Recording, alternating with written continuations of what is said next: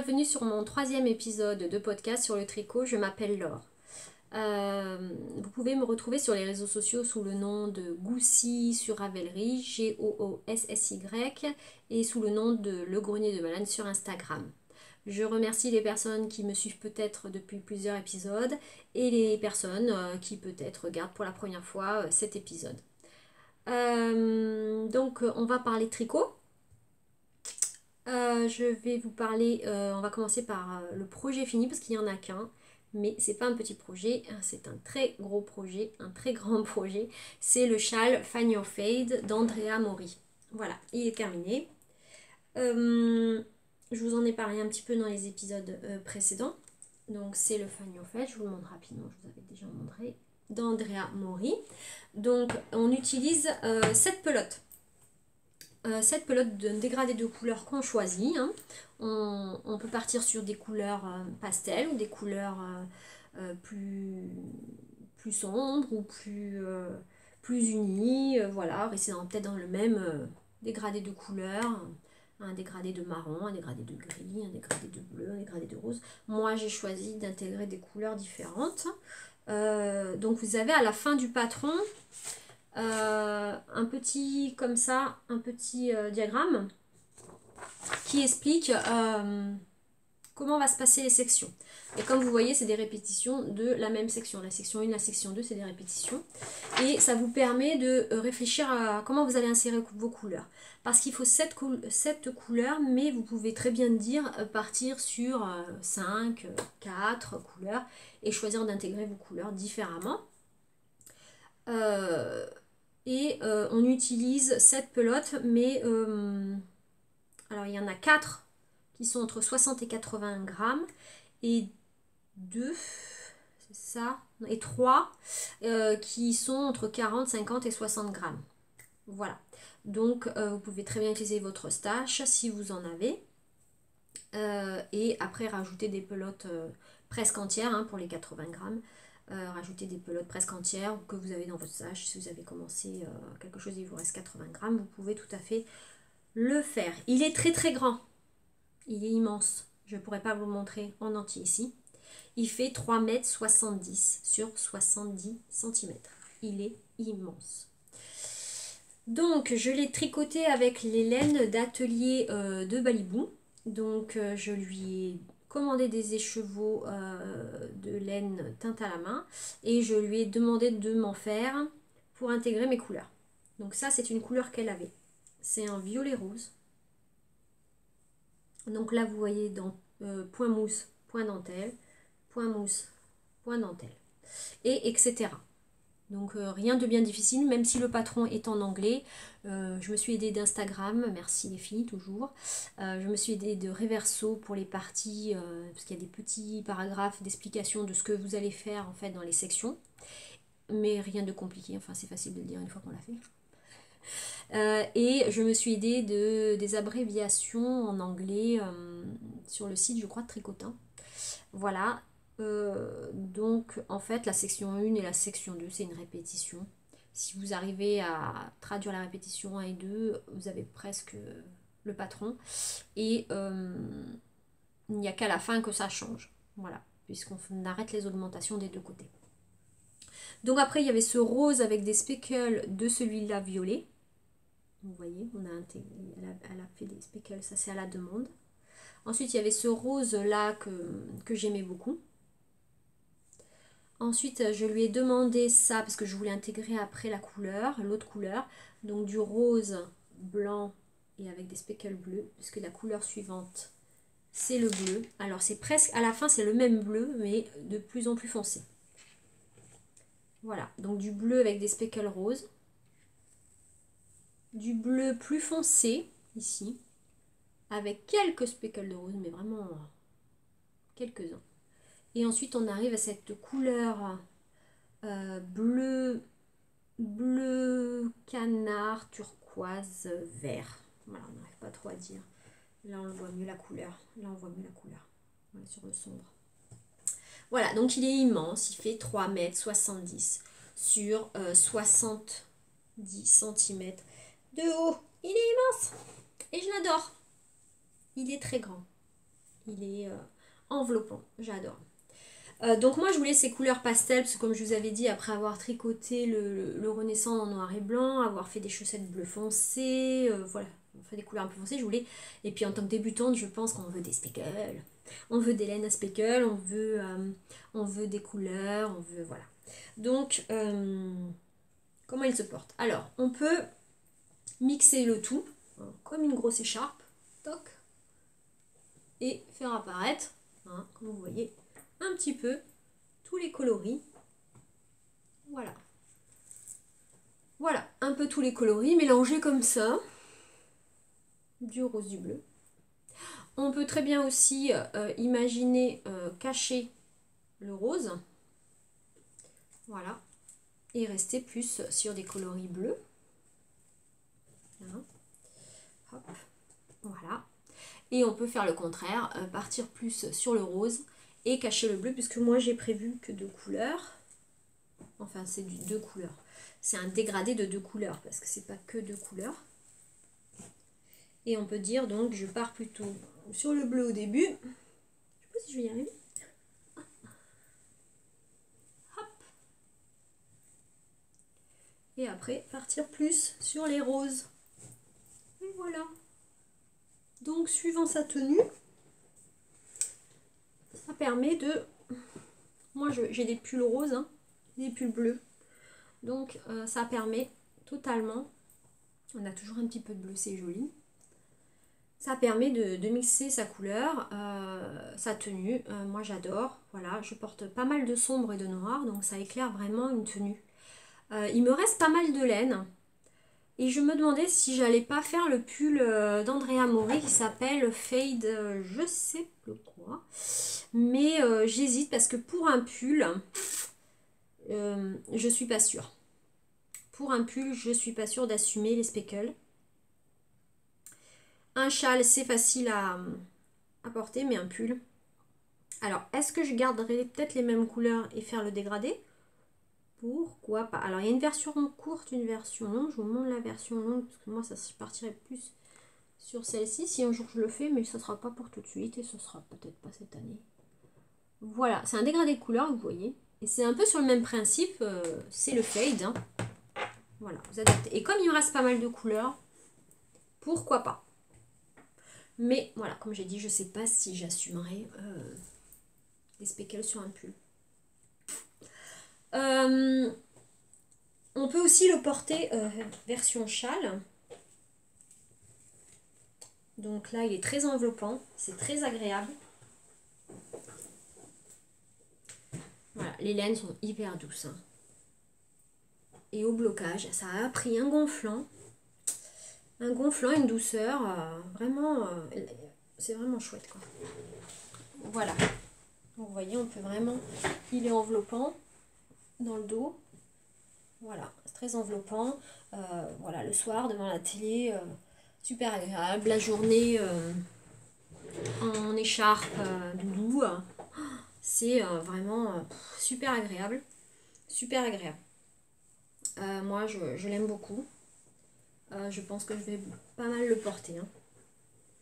Pas mal le porter. J'adore. J'adore, j'adore, j'adore. Donc aujourd'hui, je porte du bleu. Hop. On va mettre plus de bleu. Hop. Voilà, je l'aime beaucoup, beaucoup. Il est très beau. Alors, au blocage, je l'ai trempé dans de l'eau. Et j'ai mis un petit peu de lessive spéciale laine. Je l'ai laissé bien gonfler, toutes les bulles disparaître. Et là, il a bien gonflé, quoi. Il a pris du gonflant, c'était beau. C'était beau, les laines ont pris du gonflant, c'était beau. J'ai surveillé l'eau et l'eau est restée totalement transparente. Totalement transparente. Ça n'a pas dégorgé, les couleurs n'ont pas dégorgé. J'ai remis dans l'eau de rinçage un peu de vinaigre pour encore fixer un peu et j'ai bien re-rincé. J'ai étendu dans ma pièce, comme je vous avais dit, bon, comme d'habitude, j'enroule autour de 3 serviettes, je marche dessus, j'enlève l'eau et je l'ai étalé dans ma pièce. Et ma pièce n'est pas assez grande. 3,70 m d'un mur à l'autre, j'avais pas. Je crois que ma pièce fait 3,60 m. Donc j'avais le petit bout le petit bout bleu là qui était replié sur lui-même. Donc j'ai pas pu bien le tirer, donc bon, ça se voit pas, mais je pense que je passerai un petit coup de fer à repasser un peu vapeur, mais très léger. J'ai déjà fait pour mon Renaissance, programme laine, euh, pour bien finir à la petite pointe. Voilà, parce que ça je l'avais bloqué normalement, hein, pareil sur le sol avec des serviettes au sol et épinglées. Mais je trouvais que encore après il manquait de largeur, d'auteur. Donc je l'ai fini au fer à repasser un petit peu tout doucement, hein, sans brûler la laine, en allant très doucement, en programme laine. Et voilà, il est plus joli, ça a bien révélé le point, je trouve. Là je le ferai pas parce qu'il est déjà immense, il fait 3,70 m et il n'a pas besoin d'être révélé, hein. La dentelle on la voit, voilà. Le point mousse me convient, donc voilà. Euh, donc je le laisserai comme ça, je ne l'ai pas bloqué, voilà. Je ne l'ai pas bloqué énergiquement parce qu'il n'y en avait pas besoin. 3,70 m, il est immense. Euh, j'ai agrandi un petit peu la dernière section euh, parce que je la trouvais petite sur le patron. Mais pas beaucoup parce que j'ai pas fait beaucoup de rangées de plus. Parce que il est déjà très grand et bon après un moment il faut arrêter quoi. Il va être totalement asymétrique, pas joli, donc j'ai arrêté, j'ai arrêté d'augmenter. Que dire, on n'a jamais plus de 230 ou 240 mailles sur les aiguilles, donc ça c'est super super super.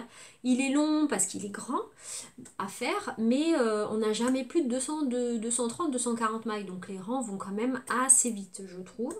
On s'ennuie jamais, on intègre la couleur. On fait une succession de dentelles. Moi, je me suis pas ennuyée. J'étais pressée à chaque fois d'inclure une nouvelle couleur. Donc, j'ai beaucoup aimé tricoter ce châle et je n'hésiterai peut-être pas à en faire un autre plus tard. Peut-être dans un dégradé de couleurs plus, comment dire, moins speckle, moins pastel. Pourquoi pas un dégradé de marron ou un dégradé de gris. Alors peut-être pas gris, parce que moi je suis pas très gris.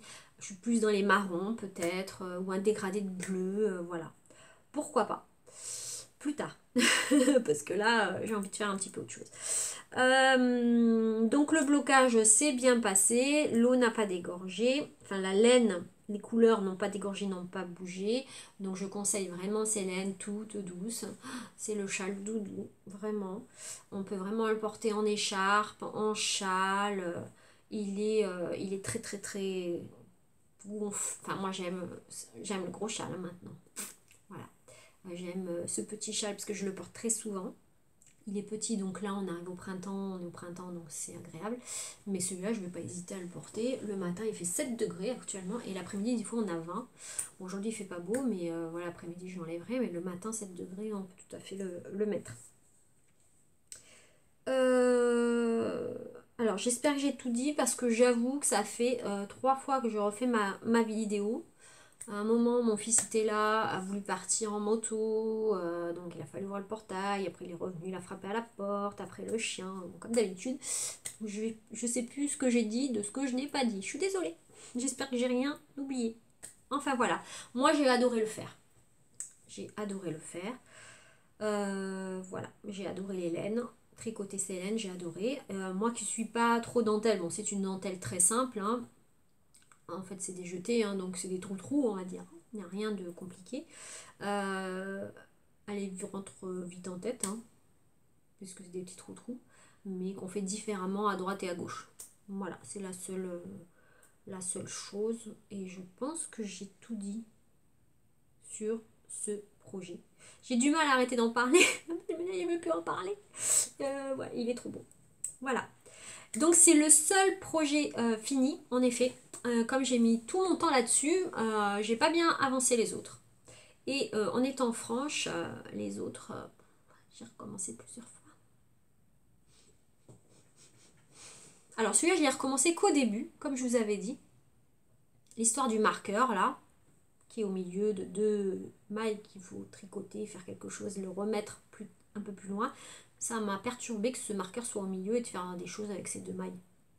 Et en fait, c'était ça qu'il fallait faire. Donc c'est pour ça qu'au début, je partais en décalé. Et qu'est-ce qu'il y avait d'autre?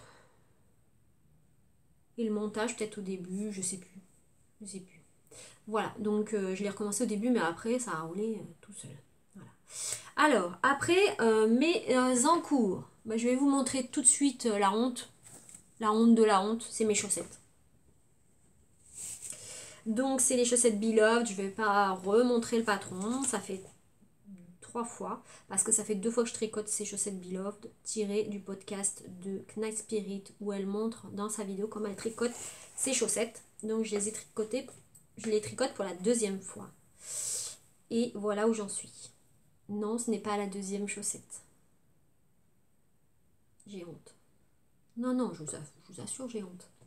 C'est toujours ma première chaussette. Voilà. Alors, est-ce que c'est des aiguilles de 25 qui me font freiner des 2 pieds, on peut dire, pour faire mes chaussettes?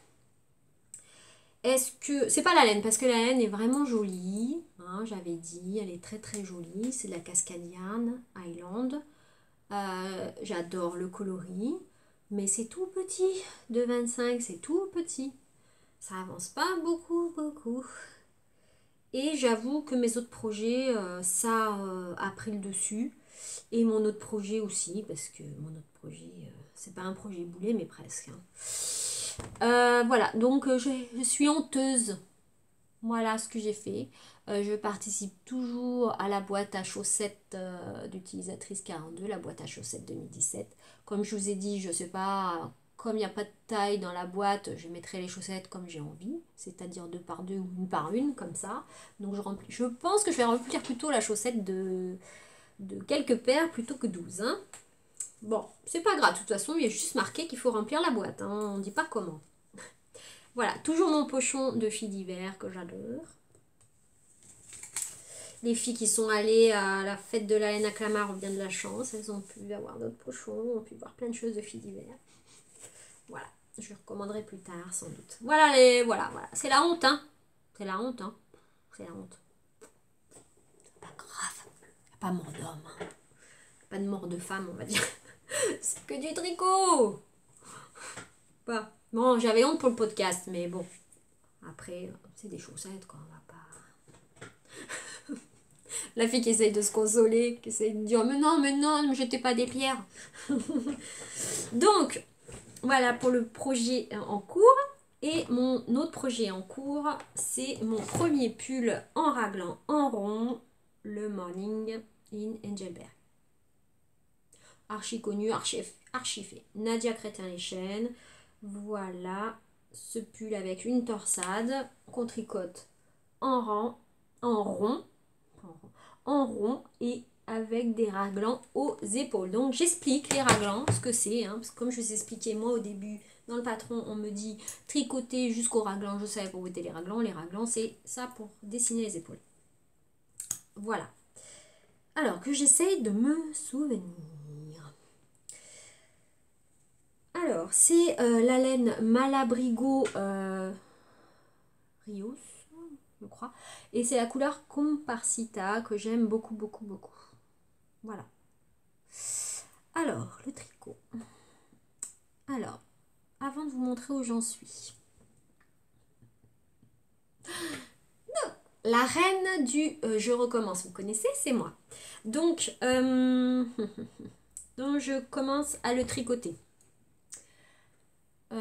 Comme je vous avais dit dans un des épisodes précédents, je commence à le tricoter et là, je m'aperçois que les wrap and turn, c'est pas du tout ma tasse de thé, ou je n'arrive pas à les faire, je ne sais pas, mais la méthode se voit énormément sur le point mousse, donc je décide, et sur aussi sur le jersey des manches, donc je décide de tout défaire. J'avais tricoté pas mal, hein. J'étais arrivée à la fin des wrap and turn. Donc je vais voir les blogs comme je vous ai dit. Elle conseille plutôt les filles de faire les German short row que j'avais déjà fait sur les chaussettes. Et donc je décide de détricoter et retricoter. Première fois. Deuxième fois. Je tricote. Toc, toc, toc, toc, toc, toc. J'arrive presque à la poitrine, dessous la poitrine.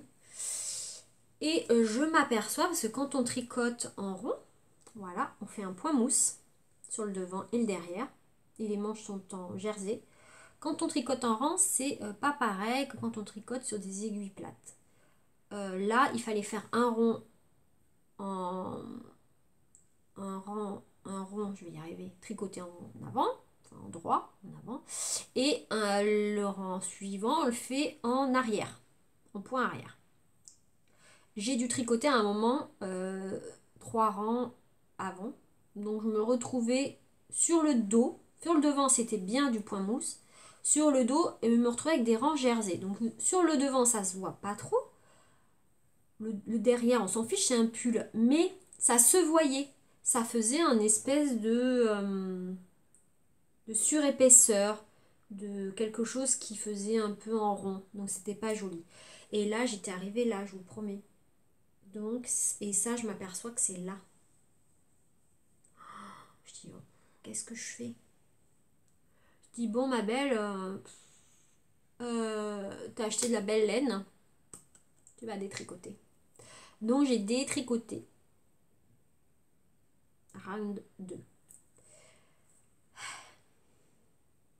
Round 3. Je détricote jusqu'où c'est l'erreur. Hein. Donc c'est à peu près là. Et là je tricote.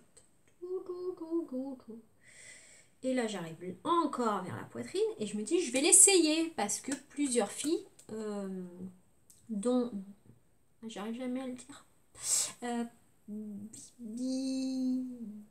Bidi Badibou, enfin, vous savez c'est la fameuse réplique là des marraines fées là, Bibi Badibou, la chanson là, mais je sais pas, bon enfin bref, elle me dit fais attention, une taille très grand, et comme je regarde son podcast, je m'aperçois qu'en effet, elle l'a redétricoté. Elle a tricoté en aiguille en dessous. Elle a fait la taille minimum, etc. Et elle a dû faire encore des réductions. Je me fais, yeah! Donc, je décide de l'essayer. Tous ces conseils, ces bons conseils. Et là, il est archi trop grand. Je vais pleurer. Ben, on va redétricoter. Donc, je redétricote. Et je me dis, qu'est-ce que je fais? Est-ce que je redétricote tout et je fais la taille en dessous? Donc pour vous expliquer, je fais une taille SM. Alors S pour le bas plutôt, M plutôt pour la poitrine et les bras. Les plop plop là, les plop plop là, il faut qu'ils rentrent. Donc je me dis je vais faire la taille S puisque les tailles très grand. Mais même taille S, j'avais mes 20 cm, je vous promets, 20 cm de chaque côté. Et pourtant je suis pas super fine quoi, je suis pas mince quoi. Je dis mais c'est pas possible. Alors les filles sur Instagram partout me disent oui mais il a une aisance positive de 10. Je dis ouais mais avoir une aisance positive de 10, mais il a 20 de chaque côté là, c'est même plus une aisance positive quoi. Pourtant je fais une poitrine, la poitrine moyenne en France. Je pense que c'est la poitrine moyenne en France du 90. Je dis elle est immense là, c'est pas possible. Donc je me dis soit je redétricote tout, mais là je crois que je le reprenais pas tout de suite. Soit je redétricote en dessous des bras. Donc il restera taille S ici. Et là je vais diminuer mais drastiquement pour arriver au nombre de mailles qui disent dans la taille XS. Donc sur 5-6 rangs j'ai réduit d'une maille de chaque côté. Et j'ai fait la taille XS en nombre de mailles. Et là il va.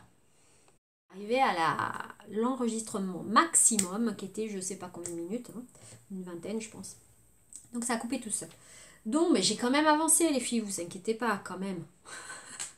Je vais pas recommencer encore une 4e fois, enfin pour l'instant. Non je recommencerai là parce que là j'ai fini le corps. J'ai fini le corps. Touc, touc, touc, touc, touc, touc. Et voilà, je suis arrivée, alléluia. Alléluia. Donc, bon, j'ai envie de garder mon châle, mais je peux pas. Allez, je vous montre. Donc, tricoter en aiguille 5, taille XS pour le corps. Comme vous voyez, donc là c'est la taille S pour les manches et ici. Mais ça va, parce que j'ai pas non plus une poitrine voilà, toute petite, hein, normale, on va dire. Et là j'ai réduit. Tout, j'ai réduit. Là, j'ai réduit. Ça se voit pas trop en fait. Et là, vous voyez, ça va. Mais il a quand même une aisance positive. Euh, donc je ne l'ai pas fait très grand.